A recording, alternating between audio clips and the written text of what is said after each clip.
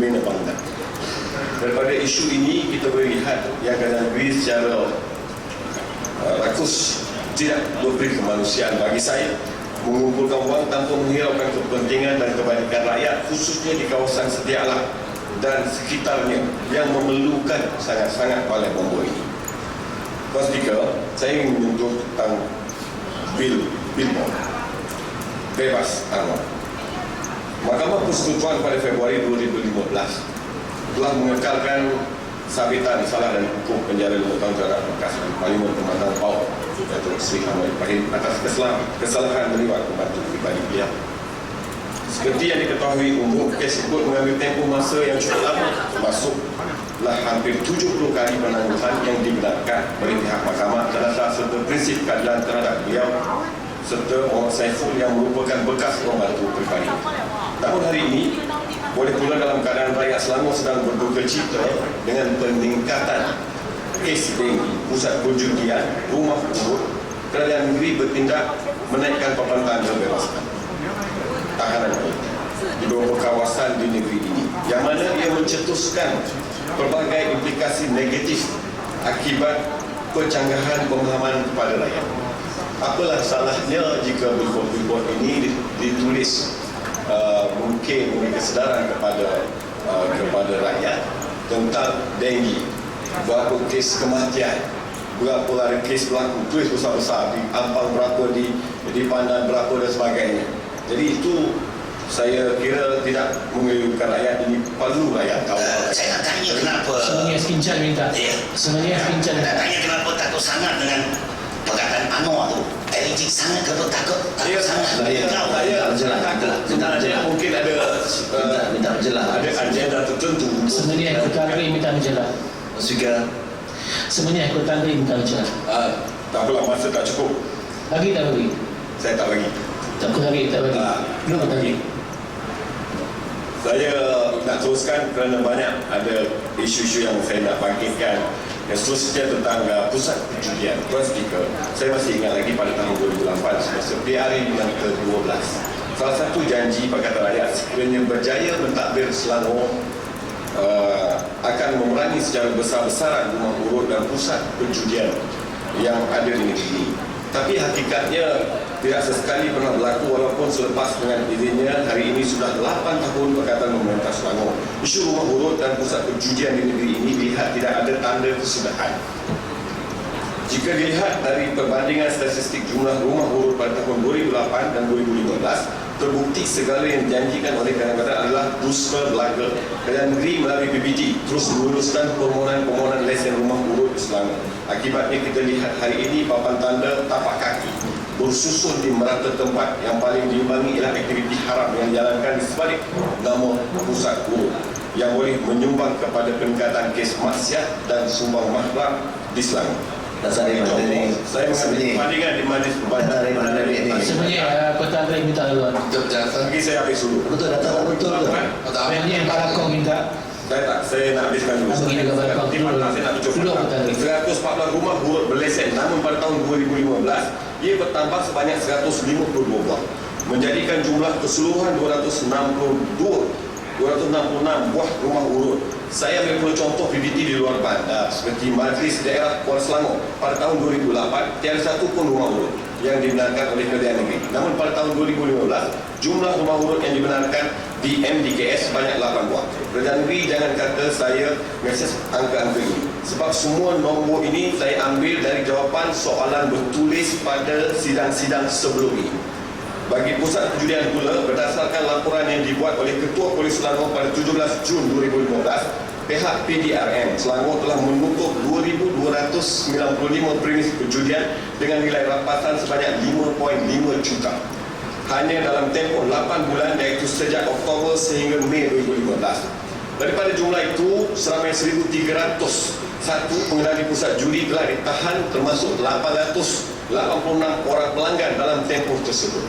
Hari ini dilaporkan bukan saja di kawasan bandar, bahkan pusat judi haram ini turut dikesan muncul di kawasan luar bandar seperti Kuala Selangor, Skincan pun ada, Tanjung Karang dan Saya nak tanya. Skincan minta laluan. Saya nak tanya. Polri dah rampas, Polri dah datang. soalan Apa yang sebenarnya sah yang diluluskan oleh PBT? Saya minta laluan. Adakah yang dirampas itu diluluskan oleh PBT? Itu kena bagi fakta. itu kan? SO jawab. Kena bagi tahu. PBT jawab lah. Kena bagi tahu, kalau tidak jangan tuduh PBT meluluskan. Ini fakta yang ini saya sengaja dapat. memutarbalikkan. Saya tak putar belik. Fakta ini dapat daripada soalan bertulis. Boleh cek. Ada pemantauan secara serius daripada kerajaan negeri. Hal ini perlu diselesaikan dengan segera kerana ia meresahkan rakyat, terutamanya ibu bapa di kawasan berhampiran yang khawatir akan mencetus berbagai masalah sosial, terutamanya di kalangan remaja bawah umur. Konklusi, Tuan Speaker, saya ingin membawa local issue di Semenyih, yang mana tadi saya lihat sahabat saya Rawak juga Skincan cakaplah baik-baik, nanti kerajaan negeri akan menilai mana yang perlu. Rawak pun tadi saya tengok dia tapi macam keras, tegas juga dia nak request di kawasan dia. Saya sidang yang lepas saya bercakap baik-baik, saya dah mohon baik-baik, ya, saya ingin mengungkap tentang isu insiden paip pecah, iaitu isu ketiadaan air di Semenyih yang begitu kritikal. 1 bulan sampai 25 tempat. Ya, saya dah bangkitkan pada bulan lepas, tapi apa yang saya lihat diberi kelulusan pula nak buat 2 kolam tentang isu air ini. Ingatlah seluruh negeri Selangor, kemungkinan paip-paip yang ada di kawasan masing-masing paipnya mungkin okey. Di Semenyih mungkin melebihi 25 tahun atau 30 tahun. Setiap hari, ya, setiap hari saya ada listnya, ya, di kawasan kampung-kampung pun dah terlibat dah paip pecah, tempat yang sama 3-4 kali pecah. Saya ingin mengungkap kita waktu justru mereka berkenan meminta supaya lembaga urus air Selangor luas mengurus sumber air di Selangor secara holistik ke arah kesejahteraan secakat. Jadi mereka juga mahu sumber air, sungai dan perairan pantai alam sekitaran berada dalam keadaan yang terpelihara, mampat bagi menyokong pembangunan sosial. Sebenarnya kabel kuku Ya, saya ingin menyentuh tentang sebenarnya kabel kuku minta berjalan. dah cakap tak saya adalah habis yang isu air mentah. isu lokal isu Paip pecah tak ada kaitan dengan Sebenarnya lagi Kau bisa air mentah dengan air. saya Air tak tahu. saya tak nakkan tak apa Okey, maksud saya keliru. kata peduli Saya rakyat, silap. smart Selangor. Saya minta yang berhormat dulu. Sebab sebenarnya tidak memberi laluan, saya minta sebenarnya pendekkan dan habiskan ayat saya. Ya kan? Saya nak sentuh isu ini sebab bajet yang saya dengar luluskan buat kolam 800 juta. Apalah salahnya luluskanlah sedikit, mungkin jumlahnya tak banyak. Membaik-baik kulit paip ini ratus juta. 400 juta duduk sebenarnya duduk. 36.7 nama dengan mahmuda yang boleh diguna, walaupun dia baca daripada kitab ucapan tuanku, tapi kena baca dan faham yang betul. Yang kitab tuanku mengatakan air itu air mentah, tapi yang disebut itu oleh yang berhormat Semenyih adalah air terawat. Jadi dia memutarbalikkan kitab ucapan tuanku. Itu salah gunakan nama tuanku. Kena tarik balik itu. Saya Kena tarik balik. Kena ada Saya keputusan. rasa saya tak nak tarik. Dia ketitah ini jelas menunjukkan bahawa betapa prihatinnya Tuanku Sultan. Dia secara holistik ke arah kesejahteraan sejagat. Saya nak bagi tahu di Semenyih dah tak sejahtera. Cuba bayangkan yang bomba balik air tak ada.